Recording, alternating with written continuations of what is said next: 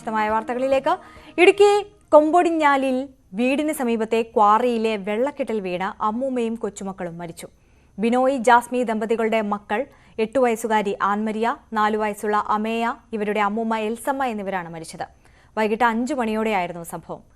VK Stalin വിവരങ്ങളുമായി ചേരുന്നു. സ്റ്റാലിൻ, എങ്ങനെയാണ് ഈ ഒരു അപകടം സംഭവിച്ചത് എന്നാണ് കരുതുന്നത്? മറ്റു വിശദാംശങ്ങൾ. ആര്യ, ഇടുക്കി കൊമ്പടിഞ്ഞാൽ എന്ന് പറഞ്ഞ സ്ഥലത്താണ്, കൊന്നത്തിരി പഞ്ചായത്തിലെ കൊമ്പടിഞ്ഞാൽ എന്ന സ്ഥലത്താണ് ഈ അപകടം ഉണ്ടായത്. വൈകിട്ട് 4:30 കൂടിയായിരുന്നു സംഭവം. 4 വയസ്സുള്ള കുട്ടി അമയ എന്നൊരു കുട്ടിയാണ് ആദ്യം പാറക്കുളത്തില് വീണത്. അതോടൊപ്പം തന്നെ അതിനെ രക്ഷിക്കുന്നതിന് വേണ്ടി ആൻമരിയ എന്ന 8 വയസ്സുള്ള ഈ കുട്ടിയുടെ മൂത്ത കുട്ടി കൂടി കുളത്തിലേക്ക് ചാടി. ഇത് കണ്ടുകൊണ്ട് ഇവരുടെ വല്യമ്മ 50 വയസ്സുള്ള എൽസമ്മ കൂടി കുളത്തിലേക്ക് ചാടുകയായിരുന്നു. ഏതായാലും ഈ കുട്ടികളെ രക്ഷിക്കാൻ കഴിഞ്ഞില്ല. വല്യമ്മയെ ഉൾപ്പെടെ ഈ പാറക്കുളത്തിലെ വെള്ളത്തില് മുങ്ങി താഴുകയായിരുന്നു. ഉടൻ തന്നെ നാട്ടുകാർ രക്ഷിച്ച് ശരിക്കും പറഞ്ഞാൽ അടിമാലി ആശുപത്രിയിലേക്ക് കൊണ്ടുപോയി. എന്നാൽ അതുകൊണ്ടൊന്നും ഇവരെ രക്ഷിക്കാൻ കഴിഞ്ഞില്ല. എന്തായാലും 3 പേരുടെയും മരണം സ്ഥിരീകരിക്കുകയായിരുന്നു. ഒരു കുടുംബത്തിലെ തന്നെ 3 പേരാണ് ഈ കൊമ്പടിഞ്ഞാലിൽ മരിച്ചിരിക്കുന്നത്. ആര്യ, തീർച്ചയായും VK സ്റ്റാലിൻ, എന്തായാലും അതിദാരുണമായ ഒരു സംഭവമാണ് നടന്നിരിക്കുന്നത്. ഇവരുടെ പോസ്റ്റ്മോർട്ടം നടപടികൾ പൂർത്തിയായോ? സംസ്കാരം എപ്പോഴാണ്? അത്തരത്തിലുള്ള വിവരങ്ങൾ ലഭ്യമാണോ? അടിമാലി താലൂക്ക് ആശുപത്രിയിലേക്കാണ് 3 പേരുടെയും മൃതദേഹങ്ങൾ കൊണ്ടുപോയിരിക്കുന്നത്. പോസ്റ്റ്മോർട്ടം ഉൾപ്പെടെയുള്ള കാര്യങ്ങൾ ഇനിയും നടക്കേണ്ടതുണ്ട്. അതിന്റെ നടപടികളെല്ലാം വെള്ളത്തൂവൽ പോലീസ് എത്തി അതിന്റെ നടപടികൾ പൂർത്തിയാക്കി വരുന്നേ ഉള്ളൂ. എന്താണേലും ഇന്ന് രാത്രി തന്നെ പോസ്റ്റ്മോർട്ടം ചെയ്യാനൊരു സാധ്യത വളരെ കുറവാണ്. കാരണം രാത്രികാലങ്ങളിലെ പോസ്റ്റ്മോർട്ടം 5 മണിക്ക് ശേഷമുള്ള പോസ്റ്റ്മോർട്ടങ്ങൾ ഒഴിവാക്കിയിട്ടുണ്ട്. അതുകൊണ്ട് തന്നെ ഇന്ന് പോസ്റ്റ്മോർട്ടം ഉൾപ്പെടെയുള്ള നടപടികൾ നടക്കാനുള്ള സാധ്യത കുറവാണ്. എന്തായാലും കൂടുതൽ വിവരങ്ങൾ അറിവായി വരുന്നേ ഉള്ളൂ. ഏതായാലും നാളെ ആയിരിക്കും പോസ്റ്റ്മോർട്ടം ഉൾപ്പെടെയുള്ള കാര്യങ്ങൾ നടക്കുക. ആര്യ, ശരി. VK സ്റ്റാലിനാണ് വിവരങ്ങൾ നൽകിയത്. ഇടുക്കി കൊമ്പൊടിഞ്ഞാലിലാണ് അമ്മൂമ്മയും കൊച്ചുമക്കളും വീടിന് സമീപത്തെ ക്വാറിയിലെ വെള്ളക്കെട്ടിൽ വീണ് മരണപ്പെട്ടിരിക്കുന്നത്. ലൈഫ് മിഷൻ കോഴക്കേസിൽ മുഖ്യമന്ത്രിയുടെ മുൻ പ്രിൻസിപ്പൽ സെക്രട്ടറി M ശിവശങ്കറിനെ എൻഫോഴ്സ്മെന്റ് ഡയറക്ടറേറ്റിന്റെ കസ്റ്റഡിയിൽ വിട്ടു. കലൂർ PMLA കോടതിയുടേതാണ് നടപടി. അതേസമയം ശിവശങ്കറിന്റെ അറസ്റ്റിന് കൃത്യമായ തെളിവുണ്ടെന്ന് ED. സ്വപ്നയും ശിവശങ്കറും തമ്മിലുള്ള വാട്സ്ആപ്പ് ചാറ്റും സമ്മാനമായി ലഭിച്ച ഐഫോണിന്റെ IMEI നമ്പറും തെളിവുകളെന്ന് അറസ്റ്റ് ഓർഡറിൽ ED വ്യക്തമാക്കുന്നു. സർവീസിൽ നിന്ന് വിരമിച്ചുവെങ്കിലും ലൈഫ് മിഷൻ കോഴക്കേസിൽ മുഖ്യമന്ത്രിയുടെ മുൻ പ്രിൻസിപ്പൽ സെക്രട്ടറിയെ കുരുക്കുകയാണ് എൻഫോഴ്സ്മെന്റ് ഡയറക്ടറേറ്റ്. ലൈഫ് മിഷൻ ഭവന പദ്ധതിയുടെ കരാർ യൂണിടാക്കിന് നൽകിയത് കമ്മീഷൻ എന്ന പേരിൽ കോഴ വാങ്ങിയാണെന്നതിന് കൃത്യമായ തെളിവുകൾ ഉണ്ടെന്ന് ശിവശങ്കറിന്റെ അറസ്റ്റ് ഓർഡറിൽ വ്യക്തമാക്കുന്നു. പ്രതി സ്വപ്നയും ശിവശങ്കറും തമ്മിൽ നടത്തിയ വാട്സ്ആപ്പ് ചാറ്റുകളിൽ യൂണിടാക്കിന് കരാർ നൽകുന്ന കാര്യം പറയുന്നുണ്ട്. സമ്മാനമായി സ്വപ്ന ശിവശങ്കറിന് നൽകിയ ഐഫോണിന്റെ EMEI നമ്പറും സന്തോഷ് ഈപ്പൻ സ്വപ്നയ്ക്ക് നൽകിയ മൊബൈലിന്റെ EMEI നമ്പറും ഒന്നാണ്.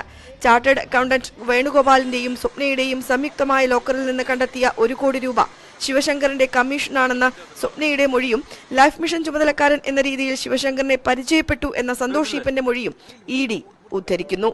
ചോദ്യം ചെയ്യലിൽ ശിവശങ്കർ നിസ്സഹകരണം തുടരുകയാണ്. അതിനാൽ കസ്റ്റഡിയിലെടുത്ത് ചോദ്യം ചെയ്യേണ്ടതുണ്ടെന്നും ED പറയുന്നു. കേസിൽ നിലവിൽ 7ാം പ്രതിയാണ് ശിവശങ്കർ. സന്തോഷ് ഈപ്പൻ 1ഉം സെയിൽ വെഞ്ചേഴ്സ് 2ാം പ്രതി സ്ഥാനത്തുമാണ്. സരിത്ത്, സ്വപ്ന, സന്ദീപ്, യദു എന്നിവർ യഥാക്രമം 3, 4, 5, 6 പ്രതികളാണ്. UAE കോൺസുലേറ്റ് ജീവനക്കാരനായിരുന്ന ഈജിപ്ഷ്യൻ പൗരൻ ഖാലിദിനെ 8ാം പ്രതിയാക്കിയും മറ്റുള്ളവരെ 9ാം പ്രതിസ്ഥാനത്തുമാണ് ഉൾപ്പെടുത്തിയിരിക്കുന്നത്.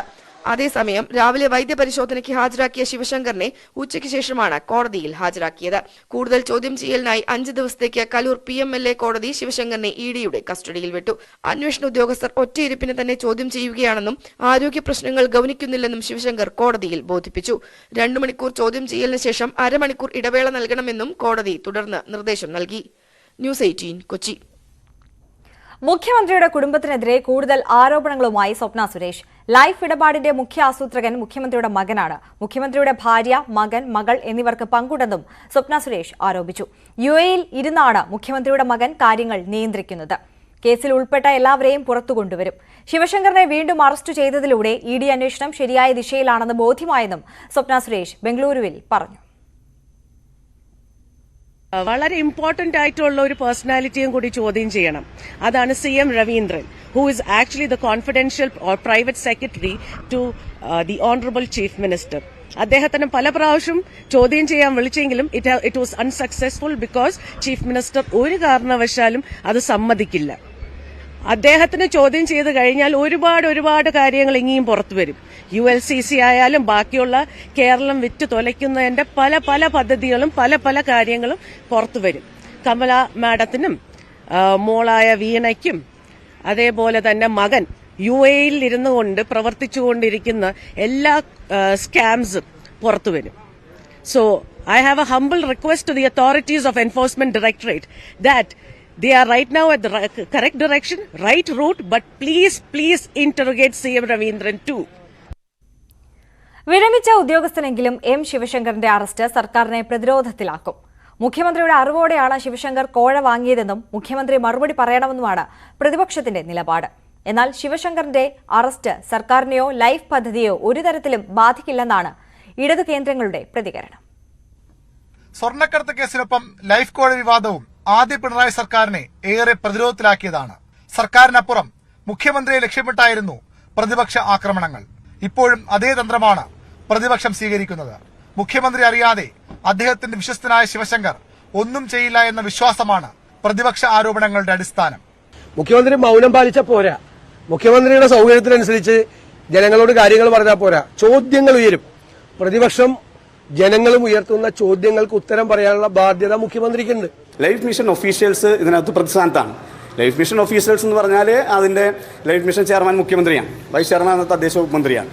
അപ്പോൾ മുഖ്യമന്ത്രിയും തദ്ദേശ വകുപ്പ് മന്ത്രിയും അറിയാതെ തദ്ദേശ വകുപ്പ് മന്ത്രിയുടെ ഹോം ടൗണായ വടക്കാഞ്ചേരിയിലാണ് ആരും അറിയാതെ ഒരു ഭൂമിയിൽ കയറി പണിയുന്നത്. വിശ്വസിക്കാൻ കഴിയുന്ന കാര്യമില്ല. അപ്പോൾ അതുകൊണ്ട് CBI അന്വേഷണം ത്വരിതപ്പെടുത്തിയാൽ ഈ കേസിലെ പ്രതിസ്ഥാനത്ത് മുഖ്യമന്ത്രിയും അന്നത്തെ മന്ത്രിമാരും ഉൾപ്പെടെയുള്ള ആളുകൾ വരും. അതേസമയം സർക്കാർ ഇടതു കേന്ദ്രങ്ങളാകട്ടെ ശിവശങ്കറിനെ പൂർണ്ണമായും തള്ളുകയാണ്. ശിവശങ്കറിന്റെ അറസ്റ്റ് ഒരു തരത്തിലും സർക്കാരിനെ ബാധിക്കില്ലെന്നായിരുന്നു തദ്ദേശ മന്ത്രി MP രാജേഷിന്റെ പ്രതികരണം.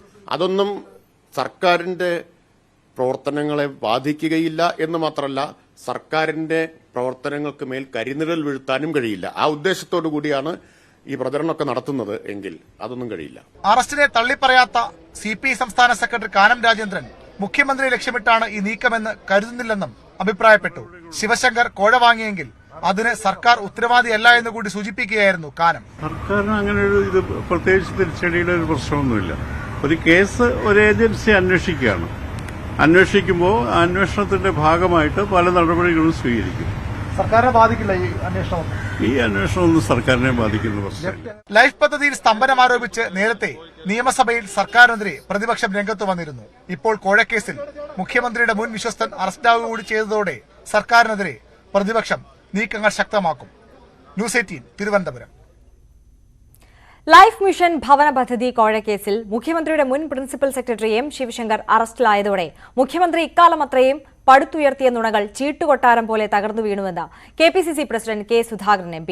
CBI അന്വേഷണത്തിനെതിരെ സുപ്രീം കോടതിയിൽ സംസ്ഥാന സർക്കാർ നൽകിയ അപ്പീൽ പിൻവലിക്കാൻ ധൈര്യമുണ്ടെങ്കിൽ ശിഷ്യനു പുറകെ ആശാനും അകത്തു പോകുന്ന സമയം വിദൂരമല്ല.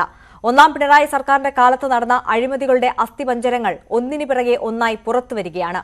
മുഖ്യമന്ത്രിയുമായി ബന്ധപ്പെട്ട നിരവധി രഹസ്യങ്ങളുടെ സൂക്ഷിപ്പുകാരനാണ് ശിവശങ്കർ എന്നത് അങ്ങാടിപ്പാട്ടാണെന്നും K. സുധാകരൻ പറഞ്ഞു. ലൈഫ് മിഷൻ കോഴയിൽ പ്രതിപക്ഷം പറഞ്ഞതെല്ലാം സത്യമായെന്ന് രമേശ് ചെന്നിത്തല. മുഖ്യമന്ത്രിയുടെ ഓഫീസ് കേന്ദ്രീകരിച്ചാണ് ലൈഫ് മിഷൻ കോഴയെന്നും ചെന്നിത്തല പറഞ്ഞു. ധാർമ്മിക ഉത്തരവാദിത്തം ഏറ്റെടുത്ത മുഖ്യമന്ത്രി രാജിവെക്കണമെന്ന് K. മുരളീധരൻ MP ആവശ്യപ്പെട്ടു. മുഖ്യമന്ത്രി സ്ഥാനത്ത് തുടരാൻ പിണറായിക്ക് യോഗ്യതയില്ല. കോടതിയുടെ മേൽനോട്ടത്തിൽ അന്വേഷണം വേണമെന്നും മുരളീധരൻ ആവശ്യപ്പെട്ടു. ലൈഫ് മിഷൻ കേസിലെ ED നടപടി കേന്ദ്ര ഏജൻസികളുടെ വിശ്വാസ്യത അരക്കിട്ടുറപ്പിക്കുന്നതെന്ന് കേന്ദ്രമന്ത്രി V. മുരളീധരൻ. അഴിമതിയും കള്ളപ്പണ ഇടപാടും നടത്തുന്നവർ എത്ര ഉന്നതരായാലും അഴിയെണ്ണുമെന്ന നരേന്ദ്രമോദി സർക്കാരിന്റെ നിലപാട് വ്യക്തമാക്കുന്നതാണ് ശിവശങ്കറിന്റെ അറസ്റ്റ്. കേസ് എവിടെ പോയി, ഇടനിലക്കാർ ധാരണയാക്കിയില്ലേ എന്ന് ചോദിച്ചവർക്ക് ഇപ്പോൾ ഉത്തരമായി എന്ന് കരുതുന്നു. ഒന്നും അവസാനിച്ചിട്ടില്ല. കോഴ ഇടപാടിൽ ഒന്നുകിൽ പിണറായി വിജയനും പങ്കുണ്ട്, അല്ലെങ്കിൽ സർക്കാരിന് കീഴിൽ നടക്കുന്ന കാര്യങ്ങളെക്കുറിച്ചൊന്നും അറിയാത്ത പമ്പരവിഡ്ഢിയായ കഴിവുകെട്ട ഭരണാധികാരിയാണ് പിണറായി വിജയനെന്നും V. മുരളീധരൻ ഫേസ്ബുക്ക് പോസ്റ്റിൽ കുറിച്ചു. കേരളത്തിൽ CPM BJP അന്തർധാര സജീവമെന്ന് K. Muraleedharan. BJP ഇതര സംസ്ഥാനങ്ങളിൽ കേന്ദ്രം ഇളവ് കാണിക്കുന്നത് കേരളത്തോട് മാത്രമെന്നും മുരളീധരൻ പറഞ്ഞു. KSRTC ചർച്ച തീരുമാനമാകാതെ പിരിഞ്ഞു. മാനേജ്മെന്റ് പരിഷ്കാരങ്ങൾ അംഗീകരിക്കില്ലെന്നും ശമ്പളം കൃത്യമായി നൽകണമെന്നും യൂണിയനുകൾ നിലപാടെടുത്തതോടെയാണ് ചർച്ച അലസിയത്. ശമ്പളം ഘട്ടം ഘട്ടമായി നൽകുക അംഗീകരിക്കില്ലെന്ന് യൂണിയൻ നേതാക്കൾ പറഞ്ഞു. വരുമാനത്തിനനുസരിച്ച് ശമ്പളം എന്നതും അംഗീകരിക്കാനാകില്ല. ഉമേഷ് ബാലകൃഷ്ണൻ വിവരങ്ങളുമായി ചേരുകയാണ്. ഉമേഷ്, പലതവണ പല രീതിയിൽ ചർച്ച നടന്ന വിഷയമാണ്. ഇപ്പോഴും എങ്ങും എത്താതെ ചർച്ച അലസിപ്പിരിഞ്ഞിരിക്കുന്നു അല്ലേ?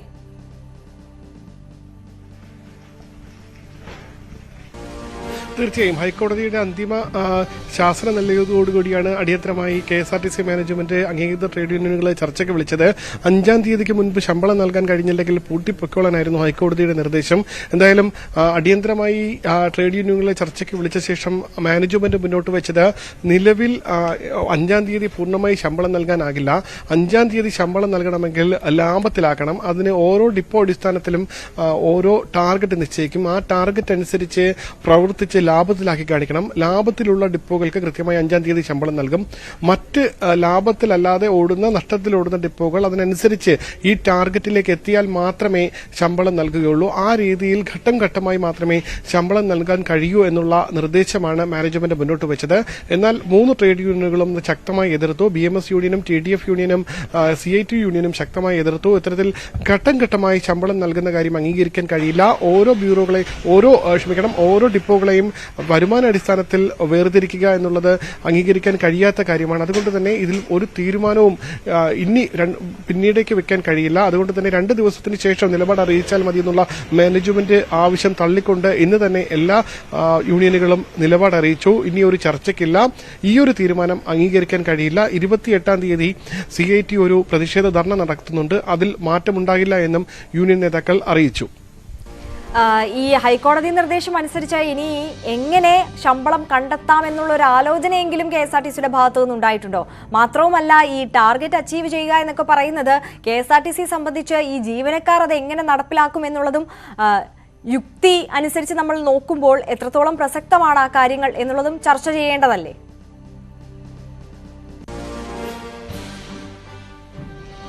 തീർച്ചയായും അത്തരത്തിൽ ടാർഗറ്റ് നിശ്ചയിച്ച് കൊടുത്ത ടാർഗറ്റ് തന്നെ നമുക്ക് വേണം. ഇന്നത്തെ യോഗത്തിൽ ചർച്ച ചെയ്ത ടാർഗറ്റിന് ഒരു ഉദാഹരണം എടുത്തു കഴിഞ്ഞാൽ നിലവിൽ സംസ്ഥാനത്ത് ഓടുന്ന സൂപ്പർ ഫാസ്റ്റ് ബസ്സുകൾ, അതായത് ഒന്നിലധികം ജില്ലകളെ ബന്ധിപ്പിച്ചോടുന്ന സൂപ്പർ ഫാസ്റ്റ് ബസ്സുകൾക്ക് ഒരു ദിവസം നൽകേണ്ട ടാർഗറ്റ് എന്ന് പറയുന്നത് 46,000 രൂപയോളമാണ്. അതായത് ഒരു ദിവസം ഈ സൂപ്പർ ഫാസ്റ്റ് ബസ് കേരളത്തിനകത്ത് സർവീസ് നടത്തി കളക്ഷനായി സമർപ്പിക്കേണ്ടത് 46,000 രൂപയാണ്.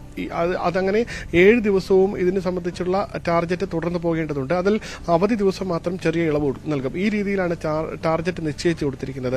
ഇതൊരു രീതിയിലും അംഗീകരിക്കാൻ കഴിയില്ല. അല്ലെങ്കിൽ തന്നെ അത്തരമൊരു ടാർഗറ്റ് പൂർത്തീകരിക്കാൻ കഴിയില്ല എന്നാണ് മാനേജ്മെന്റുകളുടെ നിർദ്ദേശം. പൂർത്തീകരിക്കാൻ കഴിയില്ലെന്നാണ് ട്രേഡ് യൂണിയനുകൾ പറയുന്നത്. മാനേജ്മെന്റ് കാണുന്നത് ഇതേ രീതിയിൽ വലിയൊരു ടാർഗറ്റ് നിശ്ചയിച്ചു കൊടുക്കുകയും ആ ടാർഗറ്റ് പൂർത്തിയാകാതെ വരുമ്പോൾ സ്വാഭാവികമായി ആ ടാർഗറ്റ് പൂർത്തിയാകാത്തത് കൊണ്ടാണ് ശമ്പളം നൽകാൻ വൈകുന്നത് എന്നുള്ള ഒരു ന്യായം കോടതിയെ അറിയിക്കാനും കഴിയും. നിലവിൽ എന്തായാലും 5-ാം തീയതി ശമ്പളം നൽകണമെങ്കിൽ സർക്കാർ എല്ലാ മാസവും സർക്കാർ ധനസഹായം നൽകണം, ഒപ്പം ഓവർ ഡ്രാഫ്റ്റും എടുക്കണം. അതുകൊണ്ട് തന്നെ കോടതി നിർദ്ദേശം കൃത്യമായി പാലിക്കണമെങ്കിൽ അതിനൊരു കാരണമുണ്ടാകണം. അതിന് ഒരു കാരണമുണ്ടാകുക എന്നുള്ള ലക്ഷ്യം കൂടി മാത്രമാണ് ഇന്നത്തെ യോഗത്തിൽ ഇത്തരം ഒരു ടാർഗറ്റ് മുന്നോട്ട് വെച്ചത്. ആ ടാർഗറ്റുമായി ഒരുപക്ഷെ സർക്കാർ മുന്നോട്ട് പോകും, മാനേജ്മെന്റ് മുന്നോട്ട് പോകും. മാനേജ്മെന്റ് മുന്നോട്ട് പോയി കഴിഞ്ഞ ശേഷം ഈ ടാർഗറ്റ് നടപ്പാക്കാത്ത അല്ലെങ്കിൽ പാലിക്കാത്ത ഡിപ്പോകൾക്കാണ് ശമ്പളം വൈകുന്നത് എന്നുള്ള ന്യായീകരണം കോടതിയിൽ കൊടുക്കുകയും ചെയ്യും. ഇതാണ് ഇപ്പോഴത്തെ തീരുമാനം. എന്തായാലും അല്ലാതെ ഒരു വലിയ തുക കണ്ടെത്തി, അതായത് ഏകദേശം 80 കോടിയോളം രൂപ വേണം ഒരു മാസത്തെ ശമ്പളം നൽകാൻ. അത്രയും കോടി രൂപ മാറ്റിവെച്ച് KSRTCക്ക് ഒരു മാസം ജീവനക്കാർക്ക് ശമ്പളം നൽകി കൊണ്ടുപോകണമെങ്കിൽ നിലവിലെ സാഹചര്യത്തിൽ കഴിയില്ല. നിലവിലെ സാഹചര്യത്തിൽ നിലവിലുള്ള കടം, അതിന്റെ തിരിച്ചടവ്, പെൻഷന്റെ തിരിച്ചടവ് എന്നിവയെല്ലാം മാറ്റി നിർത്തിയാൽ മാത്രമേ അതിന് ഹൈക്കോടതി പറഞ്ഞ നിർദ്ദേശം കൃത്യമായി പാലിക്കാൻ കഴിയുള്ളൂ. എന്തായാലും നിലവിലെ സാഹചര്യത്തിൽ ഹൈക്കോടതി നിർദ്ദേശം പാലിക്കണമെങ്കിൽ അതിന് ഇത്തരത്തിലുള്ള ചില നീക്കുപോക്കുകൾ നടത്തേണ്ടി വരും. ആ ഒരു ധാരണയിൽ അല്ലെങ്കിൽ അത്തരമൊരു രീതിയിലേക്കാണ് ഇപ്പോൾ മാനേജ്മെന്റ് മുന്നോട്ട് പോകുന്നത്. ആര്യ, ശരി. KSRTC ചർച്ച ഇന്നും തീരുമാനമാകാതെ പിരിഞ്ഞിരിക്കുകയാണ്. ഉമേഷ് ബാലകൃഷ്ണനാണ് വിവരങ്ങൾ നൽകിയത്. കൊട്ടേഷന് ആഹ്വാനം നൽകിയ ശേഷം കൈവിട്ടെന്ന് CPMന് നേതൃത്വത്തിനെതിരെ ആരോപണവുമായി ഷുഹൈബ് വധക്കേസ് പ്രതി ആകാശ് തില്ലങ്കേരി. ആഹ്വാനം ചെയ്തവർക്ക് സഹകരണ സ്ഥാപനങ്ങളിൽ ജോലിയും നടപ്പാക്കിയവർക്ക് പട്ടിണിയും പടിയടച്ച് പിണ്ടം വയ്ക്കലും എന്നും ആക്ഷേപം. ഡിവൈഎഫ്ഐ നേതാവിന്റെ ഫേസ്ബുക്ക് പോസ്റ്റിലാണ് കൊലക്കേസ് പ്രതിയുടെ വിവാദ പ്രതികരണം. DYFI Mattannur block secretary Sarish പൂമരത്തിന്റെ ഫേസ്ബുക്ക് പോസ്റ്റിലുള്ള കമന്റായാണ് ആകാശ് തില്ലങ്കരിയുടെ പ്രതികരണം. പലതിലും തങ്ങളെക്കൊണ്ട് ചാടിച്ചു. കുഴിയിൽ ചാടിച്ചവർ പക്ഷേ സംരക്ഷിച്ചില്ല എന്നാണ് പരാതി. പല ആഹ്വാനങ്ങളും തരും, കേസ് വന്നാൽ തിരിഞ്ഞു നോക്കില്ലെന്നും ആകാശ് തുറന്നടിക്കുന്നു. പ്രതികരണം ഇങ്ങനെ തുടരുന്നു. ആഹ്വാനം ചെയ്തവർക്ക് പാർട്ടി സഹകരണ സ്ഥാപനങ്ങളിൽ ജോലിയും നടപ്പിലാക്കിയവർക്ക് പട്ടിണിയും പടിയടച്ച് പിണ്ടം വെക്കലുമായിരുന്നു.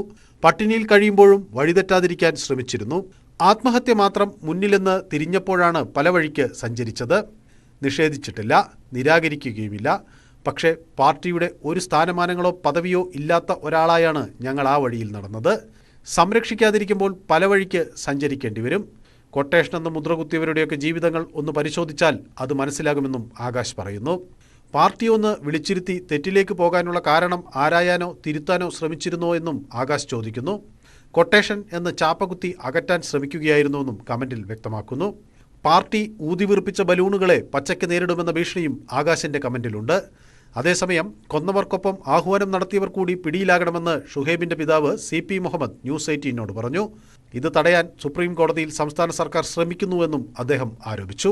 കൊല്ലിച്ചവൻ തന്നെ അത് വിശദീകരിക്കുമ്പോൾ അത് നമുക്ക് ഇടനൊരുക്കാറാന്നുള്ളൊരു സംശയം നമുക്ക് ഇന്നും ഉണ്ടായിട്ടില്ല. ഇനിയിപ്പോ അവനല്ലേ കൊന്നവൻ പറയുമ്പോ പിന്നെ സംശയിക്കാതിരിക്കാൻ നമുക്ക് നിവൃത്തിയില്ലല്ലോ. അപ്പൊ ആരാന്ന് നമുക്കൊരു പിടുത്തം ഇന്നും കിട്ടിയിട്ടില്ല. കോടതി നമുക്ക് നീതി കിട്ടുന്നില്ല പ്രതീക്ഷ ഉണ്ട്. ന്യൂസ് 18 കണ്ണൂർ. ആട് പാടത്ത് കയറിയതിന്റെ പേരിൽ പെൺകുട്ടിക്ക് ക്രൂരമർദ്ദനം. മലപ്പുറം നിലമ്പൂർ മമ്പാടാണ് 13-കാരിയെ ആക്രമിച്ചത്. പെൺകുട്ടിയുടെ കഴുത്ത് ഞെരിക്കുകയും ആടിന്റെ അകിട് അടിച്ചു പൊട്ടിക്കുകയും ചെയ്തു. ചാത്തോലി അബ്ദുൾ ഗഫൂറിനെതിരെയാണ് പരാതി. പ്രതിക്കെതിരെ പോലീസ് ദുർബല വകുപ്പുകൾ മാത്രം ചുമത്തി കേസെടുത്തതായും ആക്ഷേപമുണ്ട്. നടന്ന കാര്യങ്ങളെപ്പറ്റി മമ്പാട് ചെറുമല സ്വദേശി മുസ്തഫയും ഷക്കീനയും ഇങ്ങനെ പറയുന്നു. 1-ാം തീയതി വൈകുന്നേരമായിരുന്നു സംഭവം. ആടിനെ തീറ്റാൻ പോയ 13-കാരിയായ മകൾക്ക് നേരെയാണ് ആക്രമണം നടന്നത്. ആട് നെല്ല് തിന്നു എന്ന് പറഞ്ഞ് ഗഫൂർ കഴുത്തിന് പിടിച്ചുയർത്തിയെന്നും ആടിനെ ക്രൂരമായി അടിച്ചുവെന്നും പെൺകുട്ടി. ഒരു ആടിനെ അയാൾ അടിച്ചു. അപ്പോൾ അത് നേരെ പോയി ഇങ്ങോട്ട് കമ്പിയിൽ വീണതിൽ 2 മുലയും കീറുകയും ചെയ്തു. പിന്നെ വേറൊരു ആടിനെ അടിച്ചില്ല, അതിൻ്റെ കാല് പൊട്ടുകയും ചെയ്തു. പിന്നെ ഞാൻ പറഞ്ഞു അതിനെ അടിക്കാൻ നിൽക്കണ്ട, അതിന് ചേനുണ്ട് പറഞ്ഞു. അപ്പം അയാൾ പറഞ്ഞു അതിനെ ആരാ, ഞാൻ എന്നെ ഇവിടെ ആജ്ഞയായിട്ട് വായിക്കാനേക്കൂല പറഞ്ഞങ്ങാണ്ട് അയാളെ കൗത്ത് പിടിച്ചാണ്ട് 2 മിനിറ്റോളം നിർത്തി. അന്ന് തന്നെ നിലമ്പൂർ പോലീസിൽ പരാതി നൽകി. പ്രതിക്കെതിരെ ഗുരുതര വകുപ്പുകൾ ചുമത്താതിരുന്ന പോലീസ് അയാളെ ജാമ്യത്തിൽ വിട്ടുവെന്നും പെൺകുട്ടിയുടെ കുടുംബം പറയുന്നു. പ്രതിയുടെ ബന്ധുവായ പോലീസുകാരന്റെ സമ്മർദ്ദം കൊണ്ടാണ് നിലമ്പൂർ പോലീസ് ഇത്തരത്തിൽ പെരുമാറിയതെന്നും കുടുംബം ആരോപിക്കുന്നു. CI അബ്ദുൽ മജീദ് എന്ന് പറഞ്ഞൊരു പോലീസുകാരൻ ഞങ്ങളെ പല ആൾക്കാരെ കൊണ്ട് വിളിച്ചിട്ട് ഈ കേസിൽ നിന്ന് പിന്മാറണം പറഞ്ഞിട്ട് ഭീഷണിപ്പെടുത്തുന്നത് അങ്ങനെ പലരെ കൊണ്ടും വിളിപ്പിച്ചിട്ടുണ്ട്. ജില്ലാ പോലീസ് മേധാവിക്കും ശിക്ഷേമ സമിതിക്കും പരാതി നൽകിയെങ്കിലും തുടർ നടപടികൾ ഉണ്ടായില്ല. കേസ് പിൻവലിക്കാൻ പ്രതിയുടെ ഭാഗത്തു നിന്നും സമ്മർദ്ദവും ഭീഷണിയും ഉണ്ടെന്ന് മുസ്തഫയും ഷക്കീനയും പറയുന്നു. ഇതിപ്പോ ഈ കേസ് ഒത്തുതീർപ്പാക്കാൻ വേണ്ടി പള്ളികളിൽ നിന്നും വേറെയുള്ള ആളുകളിൽ നിന്നൊക്കെ സമ്മർദ്ദങ്ങൾ രാഷ്ട്രീയക്കാരൊക്കെ ഇങ്ങനെ വിളിക്കുന്നുണ്ട്. അങ്ങനെ ഇത് ഒത്തുതീർപ്പാക്കുക അങ്ങനെ കേട്ടാന്ന് പറഞ്ഞിട്ടുണ്ട്. എന്നാൽ പരാതി വ്യാജമാണ് എന്നും കുട്ടിയോട് പരാതിയിൽ പറയും വിധം പെരുമാറിയിട്ടില്ല എന്നുമാണ് ഗഫൂർ പറയുന്നത്. ആട് നെല്ല് നശിപ്പിച്ച സമയത്ത് വഴക്ക് പറഞ്ഞിട്ടുണ്ട്, എന്നാൽ മറ്റൊന്നും ചെയ്തിട്ടില്ല എന്നും ഗഫൂർ. അത് തികച്ചും അസംഭവിതമായ സംഭവമാണ്. ആറ്റുപാടിച്ച സമയത്ത് ഈ കുട്ടി നമ്മളെ മുന്നിൽ വന്നിട്ട് പറഞ്ഞു இந்த ആടുകളെ ആട്ടാൻ പാടില്ല, കുളിക്കാൻ പാടില്ല. ആ സമയത്ത് എന്ത് ചെയ്തിട്ടുണ്ട്, നമ്മളൊരാടിനെ ഒരു വടി കൊണ്ട് അടിച്ചിട്ടുണ്ട്, ചെറിയൊരു അടി അടിച്ചിട്ടുണ്ട്. കുട്ടീനെ അടുത്തേക്ക് എത്തിയിട്ടുണ്ട്. കുട്ടി കല്ല് അറിഞ്ഞിട്ട് ബാക്കിൽ വീണിട്ടുണ്ട്. കേസിൽ നിയമപരമായി മുന്നോട്ട് പോകാനുള്ള ഒരുക്കത്തിലാണ് മുസ്തഫയും ഷക്കീനയും. ന്യൂസ് 18 മലപ്പുറം. തിരുവനന്തപുരം കന്യാകുളങ്ങരയിൽ മാനസിക അസ്വാസ്ഥ്യം നേരിടുന്ന വയോധികന് മർദ്ദനം. ഇന്ന് രാവിലെയാണ് വയോധികനെ മർദ്ദിച്ചത്. മർദ്ദന ദൃശ്യങ്ങൾ സമൂഹ മാധ്യമങ്ങളിൽ വൈറലായതോടെ വട്ടപ്പാറ പോലീസ് കേസ് രജിസ്റ്റർ ചെയ്തു. പ്രതിയെ തിരിച്ചറിഞ്ഞിട്ടില്ല.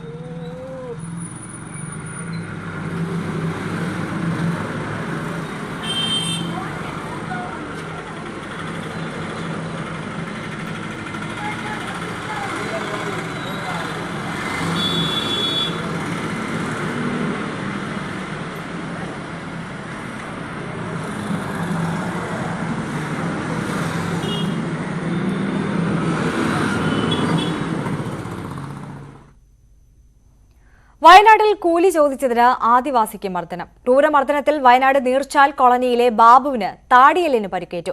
സംഭവത്തിൽ പോലീസ് കേസെടുത്തു. കുറ്റക്കാർക്കെതിരെ കർശന നടപടി ആവശ്യപ്പെട്ട് ആദിവാസി സംഘടനകൾ രംഗത്തു വന്നു. അമ്പലവയൽ മഞ്ഞപ്പാറയിൽ അരുൺകുമാർ എന്നയാളുടെ വീട്ടിൽ പണിക്കുപോയ നീർച്ചാൽ കോളനിയിലെ ബാബുവിനാണ് മർദ്ദനമേറ്റത്. മർദ്ദനത്തിൽ ബാബുവിന്റെ താടിയിൽ തകർന്നു. ബത്തേരി താലൂക്ക് ആശുപത്രിയിൽ എത്തിച്ച ബാബുവിനെ വിദഗ്ധ ചികിത്സയ്ക്കായി കോഴിക്കോട് മെഡിക്കൽ കോളേജിൽ കൊണ്ടുപോയി. കുരുമുളക് പറിച്ചതിന് 700 രൂപ കൂലി ചോദിച്ചതിനായിരുന്നു മർദ്ദനം. അവശനായ ബാബുവിനെ സമീപവാസി അറിയിച്ചതിനെ തുടർന്ന് പ്രൊമോട്ടർ എത്തി ബത്തേരി താലൂക്ക് ആശുപത്രിയിൽ എത്തിക്കുകയായിരുന്നു. കൃത്യമായ ഒരു ഇടപെടൽ നടത്തുന്നതിന് വേണ്ടിയുള്ള പോലീസ് ഡിപ്പാർട്ട്മെന്റ് ഉദ്യോഗസ്ഥർ തയ്യാറാവാത്തത് ആ വലിയൊരു വീഴ്ച തന്നെയാണ് ഇത്തരം പ്രശ്നങ്ങൾ കൂടിക്കൊണ്ടിരിക്കുന്നത്. ഈ പറയുന്ന അരുൺ എന്ന് പറയുന്ന മുതലാളിക്കെതിരെ അട്രോസിറ്റി ആക്ട് കേസ് ചാർജ് ചെയ്തെന്ന് അറിയുന്നു. പക്ഷേ അവർ അറസ്റ്റ് ചെയ്തില്ല. ബാക്കി നടപടിക്രമങ്ങളിലേക്ക് പോലീസ് പോകുമെന്നുള്ള രീതിയിലാണ് വിവരങ്ങൾ കിട്ടുന്നത്. സംഭവത്തിൽ മഞ്ഞപ്പാറ കരുവളം വീട്ടിൽ അരുൺകുമാറിനെതിരെ അമ്പലവയൽ പോലീസ് കേസെടുത്തിട്ടുണ്ട്. പട്ടികവർഗ അതിക്രമ നിരോധനം ഉൾപ്പെടെയുള്ള വകുപ്പുകൾ ഇതിൽ ചുമത്തി. അതിനിടെ പ്രതി കോഴിക്കോട് മെഡിക്കൽ കോളേജ് ആശുപത്രിയിലെത്തി 1000 രൂപ തന്ന് തന്നെ സ്വാധീനിക്കാൻ ശ്രമിച്ചതായും ബാബു ആരോപിക്കുന്നുണ്ട്.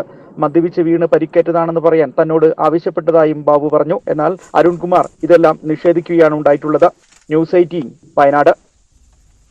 കോഴിക്കോട് മെഡിക്കൽ കോളേജിൽ ആദിവാസി ആത്മഹത്യ ചെയ്ത സംഭവത്തിൽ പട്ടികജാതി പട്ടികവർഗ അതിക്രമ നിരോധന നിയമപ്രകാരം കേസെടുക്കും. മെഡിക്കൽ കോളേജിലെ CCTV പരിശോധിച്ചതിൽ വിശ്വനാഥനടുത്ത് ആൾക്കൂട്ടമുണ്ടായിരുന്നതായി പോലീസ് സ്ഥിരീകരിച്ചു.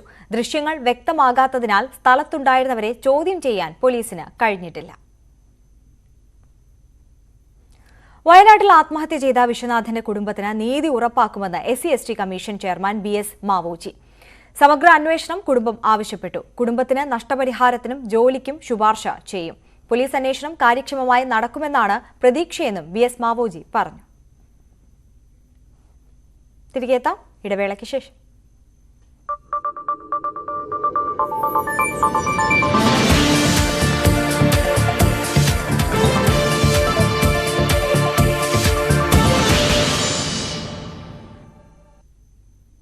വാർത്തകളിലേക്ക്. കോയമ്പത്തൂർ മംഗളൂരു സ്ഫോടന കേസുമായി ബന്ധപ്പെട്ട് കേരളത്തിലും തമിഴ്നാട്ടിലും കർണാടകത്തിലും NIA നടത്തിയ റെയ്ഡിൽ പിടിച്ചെടുത്തത് നിർണായക തെളിവുകൾ. എറണാകുളത്ത് 2 പേരെ കസ്റ്റഡിയിലെടുത്തു. ആലുവ സ്വദേശി അശോകൻ, വെളിയത്തുനാട് സ്വദേശി റിയാസ് എന്നിവരെയാണ് കസ്റ്റഡിയിലെടുത്തത്. മംഗളൂരു കേസുമായി ബന്ധപ്പെട്ട് NIA ഇതേ കേസിൽ തിരുപ്പൂരിൽ നിന്ന് 2 പേരെ കസ്റ്റഡിയിലെടുത്തു. നിരവധി ഡിജിറ്റൽ ഉപകരണങ്ങളും പണവും കണ്ടെടുത്തു. ഒരു വ്യക്തി, ഒരു ചിന്ത അല്ലെങ്കിൽ ഒരു സംഘം എന്ന ആശയത്തിന് ഒരു രാജ്യത്തെ ഉണ്ടാക്കാനോ തകർക്കാനോ കഴിയില്ലെന്ന് മോഹൻ ഭാഗവത്. പലതരം ചിന്തകളും സംയോജിപ്പിച്ചാണ് മികച്ച രാജ്യങ്ങൾ കാര്യങ്ങൾ നടപ്പാക്കുന്നത്. രാജരത്ന പുരസ്കാര സമിതി സംഘടിപ്പിച്ച അവാർഡ് ദാന ചടങ്ങിൽ പങ്കെടുത്ത് സംസാരിക്കുകയായിരുന്നു മോഹൻ ഭാഗവത്. സമൂഹം പ്രവർത്തിക്കുന്നത് ഗുണങ്ങളുടെ അടിസ്ഥാനത്തിലാണ്. സമൂഹത്തിന്റെ ഗുണങ്ങളുടെ അടിസ്ഥാനത്തിൽ ഒരു രാഷ്ട്രം മഹത്തരമാകും. ഏതെങ്കിലും ഒരു വ്യക്തിയോ ഒരു ഗ്രൂപ്പോ ഒരു പ്രത്യയശാസ്ത്രമോ ഒരു രാജ്യത്തെ ഉണ്ടാക്കുകയോ തകർക്കുകയോ ചെയ്യുന്നില്ല എന്നും അദ്ദേഹം നാഗ്പൂരിൽ പറഞ്ഞു. RSSുമായി നടത്തിയ ചർച്ചയിൽ വിശദീകരണവുമായി ജമാഅത്തെ ഇസ്ലാമി. ഭരണകൂടത്തെ നിയന്ത്രിക്കുന്നവരെന്ന നിലയിൽ RSSുമായി ചർച്ചകൾ വേണ്ടിവരുമെന്ന് Jamaat Islami national secretary general T Arif Ali വ്യക്തമാക്കി. ചർച്ചയെ വിവാദമാക്കുന്നവർക്ക് ഗൂഢലക്ഷ്യങ്ങളുണ്ടെന്നും ജമാഅത്തെ ഇസ്ലാമി ആരോപിക്കുന്നു. ജനുവരി 14 ഡൽഹിയിൽ വെച്ചായിരുന്നു RSS നേതൃത്വവുമായി ജമാഅത്തെ ഇസ്ലാമി ഉൾപ്പെടെയുള്ള മുസ്ലിം സംഘടനകൾ ചർച്ച നടത്തിയത്. ചർച്ച വിവാദമായതിനെ തുടർന്ന് ജമാഅത്തെ ഇസ്ലാമി നേതൃത്വം വിശദീകരണവുമായി രംഗത്തെത്തുകയായിരുന്നു. മുൻ തെരഞ്ഞെടുപ്പ് കമ്മീഷണർ SY ഖുറേഷി ബന്ധപ്പെട്ടതിന്റെ അടിസ്ഥാനത്തിലായിരുന്നു ചർച്ച.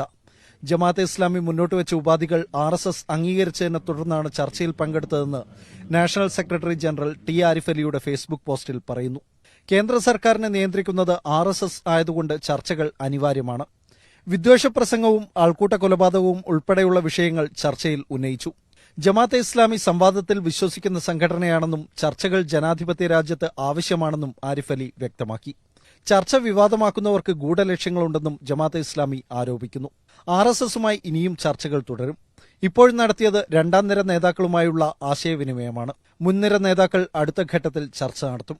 മറ്റു മുസ്ലിം സംഘടനകളുടെ വേദികളിൽ സംഘപരിവാർ നേതാക്കൾ എത്തുമ്പോൾ വിമർശനമുന്നയിക്കുന്ന ജമാഅത്തെ ഇസ്ലാമി RSSുമായുള്ള ചർച്ചയിൽ പങ്കെടുക്കുന്നതിലെ വൈരുദ്ധ്യമാണ് വിമർശകർ ചൂണ്ടിക്കാട്ടുന്നത്.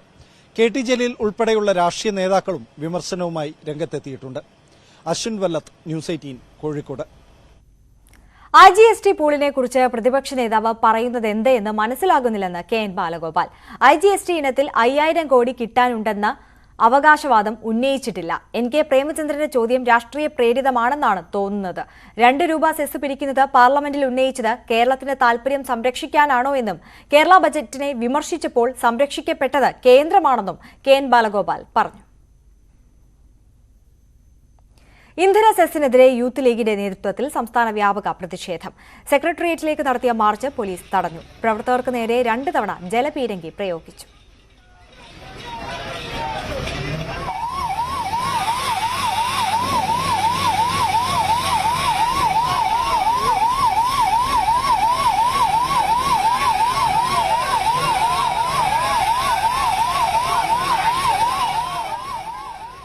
കാസർഗോഡ് കളക്ടറേറ്റിലേക്ക് നടത്തിയ മാർച്ചും സംഘർഷത്തിൽ കലാശിച്ചു. ബാരിക്കേഡ് തള്ളി മാറ്റാൻ ശ്രമിച്ച പ്രവർത്തകർക്ക് നേരെ പോലീസ് ജലപീരങ്കി പ്രയോഗിച്ചു.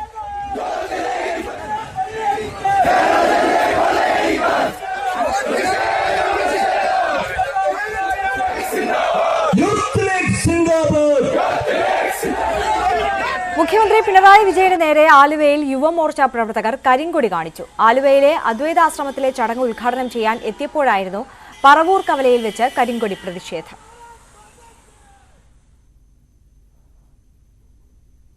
തൃക്കാക്കരയിലെ കുടിവെള്ളക്ഷാമം പരിഹരിക്കണമെന്നാവശ്യപ്പെട്ട് ഉമാ തോമസ് MLAയുടെ നേതൃത്വത്തിൽ ജല അതോറിറ്റി ഓഫീസ് ഉപരോധിച്ചു. കടവന്ത്ര മേഖലാ ഓഫീസാണ് MLAയും കോൺഗ്രസ് പ്രവർത്തകരും ചേർന്ന് ഉപരോധിച്ചത്. പലതവണ പരാതി പറഞ്ഞിട്ടും നടപടികൾ ഉണ്ടാക്കാത്ത സാഹചര്യത്തിലാണ് ഓഫീസ് ഉപരോധിക്കേണ്ടി വന്നതെന്ന് ഉമാ തോമസ് പറഞ്ഞു. മറ്റേത് കേടായി എന്ന് പറയും. റിപ്പീറ്റഡ് ആയിട്ട് ഇത് ഞാൻ കേട്ടോണ്ടിരിക്കണം. അതുകൊണ്ട് നിങ്ങളൊരു പുതിയ പമ്പ് സെറ്റിനെ പറ്റി ആലോചിക്കേണ്ടതെന്ന് ഔദ്യോഗിക വസതിയെക്കുറിച്ചുള്ള ആരോപണങ്ങളിൽ വിശദീകരണവുമായി മന്ത്രി സജി ചെറിയാൻ. സർക്കാരിന്റെ കീഴിലുള്ള വസതികൾ ലഭ്യമല്ലാത്തതിനാലാണ് വാടക വീട് അനുവദിച്ചത്. 2016 മുതൽ മന്ത്രിമാരുടെ ഔദ്യോഗിക വസതിയായി ഉപയോഗിക്കുന്ന വീടാണ് ഇപ്പോൾ ലഭ്യമാക്കിയതെന്നും സജി ചെറിയാൻ വാർത്താക്കുറിപ്പിൽ അറിയിച്ചു. ഉണ്ണി മുകുന്ദൻ സ്ത്രീത്വത്തെ അപമാനിച്ചെന്ന കേസിൽ പരാതി ഒത്തുതീർപ്പായെന്ന രേഖ താൻ ഹാജരാക്കിയിട്ടില്ലെന്ന് അഭിഭാഷകനായ സൈബി ജോസ് കിടങ്ങൂർ. അതിജീവിത മെയിലയച്ച് കേസ് ഒത്തുതീർപ്പാക്കാമെന്ന് അറിയിച്ചത് കോടതിയിൽ ബോധിപ്പിക്കുകയായിരുന്നു. ഇതേ തുടർന്നാണ് കോടതിയിലെ നടപടികൾ മജിസ്ട്രേറ്റ് സ്റ്റേ ചെയ്തത്. കേസിൽ അതിജീവിത ഒത്തുതീർപ്പിനില്ല എന്നാണ് ഇപ്പോൾ മനസ്സിലാക്കുന്നതെന്നും സൈബി വാദത്തിനിടെ കോടതിയെ ബോധിപ്പിച്ചു. കേസിൽ ഹൈക്കോടതിയിൽ വാദം തുടരും. അതിജീവിതയുടെ അഭിഭാഷകനും ഇന്ന് ഉച്ചയ്ക്ക് ശേഷം വാദം അവതരിപ്പിച്ചിരുന്നു. ജഡ്ജിമാരുടെ പേരിൽ കോഴ വാങ്ങിയ സംഭവത്തിൽ അഡ്വക്കേറ്റ് സൈബി ജോസ് കിടങ്ങൂരിന്റെ ഓഫീസിൽ റെയ്ഡ് നടത്തി ക്രൈംബ്രാഞ്ച്. റെയ്ഡിൽ ലാപ്ടോപ്പ് അടക്കം പിടിച്ചെടുത്തു. ഇന്നലെ രാത്രിയിലായിരുന്നു റെയ്ഡ്. ചോദ്യം ചെയ്യലിന് ഹാജരാകാൻ ഉടൻ നോട്ടീസ് നൽകുമെന്ന് ക്രൈംബ്രാഞ്ച് അറിയിച്ചു. ജീവനക്കാരുടെ സംഘടനകളുടെ എതിർപ്പ് മറികടന്ന് സ്മാർട്ട് മീറ്റർ പദ്ധതിയുമായി KCB മുന്നോട്ട്. കേന്ദ്ര പൊതുമേഖലാ സ്ഥാപനമായ REC PDCLനെ ഒഴിവാക്കി സ്മാർട്ട് മീറ്റർ പദ്ധതി KCB നേരിട്ട് നടപ്പാക്കും. ഇതിനായി ബോർഡ് ടെൻഡർ വിളിച്ചു. ടെൻഡറിന്റെ പകർപ്പ് ന്യൂസ് 18 ലഭിച്ചു. ഉപയോക്താക്കൾക്ക് വൻ ബാധ്യത വരുത്തുന്ന സ്മാർട്ട് മീറ്റർ പദ്ധതി നടപ്പാക്കാനാണ് KCBയുടെ തീരുമാനം. ഉപയോക്താക്കളുടെയും വൈദ്യുതി ബോർഡിലെ സംഘടനകളുടെയും കടുത്ത എതിർപ്പ് മറികടന്നാണ് പദ്ധതി നടപ്പാക്കുന്നത്. 37 ലക്ഷം സ്മാർട്ട് മീറ്ററുകൾ സ്ഥാപിക്കാൻ ടെൻഡർ വിളിച്ചു. ഈ മാസം 20 മുതൽ ടെൻഡർ സമർപ്പിക്കാം. പദ്ധതിക്കായി REC PDCLനെ തെരഞ്ഞെടുത്തെങ്കിലും സംഘടനകളുടെ എതിർപ്പിനെ തുടർന്ന് കരാർ ഒപ്പിട്ടിരുന്നില്ല. KCB ഇത് നേരിട്ട് നടത്തണമെന്നായിരുന്നു യൂണിയനുകളുടെ ആവശ്യം. ഇത് മാത്രം അംഗീകരിച്ചു. ഈ മാസം 3 ചേർന്ന ബോർഡ് യോഗം സംഘടനകൾ മുന്നോട്ട് വച്ച നിർദ്ദേശങ്ങൾ ചർച്ച ചെയ്തു. ആവശ്യങ്ങൾ പഠിക്കാൻ 5-അംഗ സമിതിയെ നിയോഗിച്ചു. ഈ മാസം 28-ന് റിപ്പോർട്ട് സമർപ്പിക്കാനും നിർദ്ദേശം നൽകി. പദ്ധതി വൈകുന്നത് സംസ്ഥാനത്തിന്റെ കടമെടുപ്പിനെ ബാധിക്കുമെന്ന ന്യായം പറഞ്ഞാണ് വിദഗ്ധ സമിതി റിപ്പോർട്ട് വരുന്നതിന് മുമ്പ് ടെൻഡർ നടപടികളിലേക്ക് ബോർഡ് കടന്നത്. അതേസമയം ടോട്ടക്സ് മാതൃകയിൽ സ്മാർട്ട് മീറ്റർ വ്യാപനം നടത്തരുതെന്ന സംഘടനകളുടെ നിലപാട് തള്ളിയാണ് ടെൻഡർ വിളിച്ചത്. സ്മാർട്ട് മീറ്റർ പദ്ധതി കടമെടുപ്പിനെ ബാധിക്കില്ലെന്നും സംഘടനകൾ വാദിക്കുന്നു. ന്യൂസ് 18 തിരുവനന്തപുരം. ഒരിടവേള കൂടി.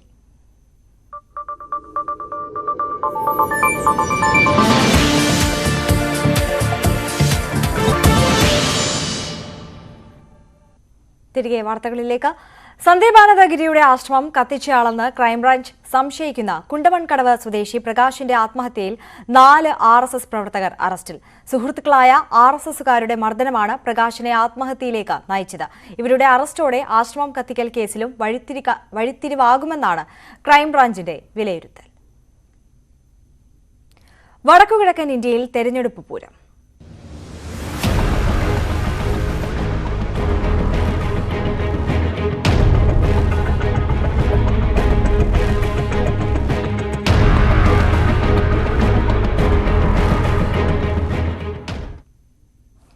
വാശിയേറിയ പോരാട്ടം നടക്കുന്ന ത്രിപുരയിൽ നാളെ വോട്ടെടുപ്പ്. BJP ITFT സഖ്യത്തിനും CPM കോൺഗ്രസ് സഖ്യത്തിനും പുറമെ തിപ്രാമോത്ത പാർട്ടിയും പ്രചാരണ രംഗത്ത് ശക്തമായിരുന്നു.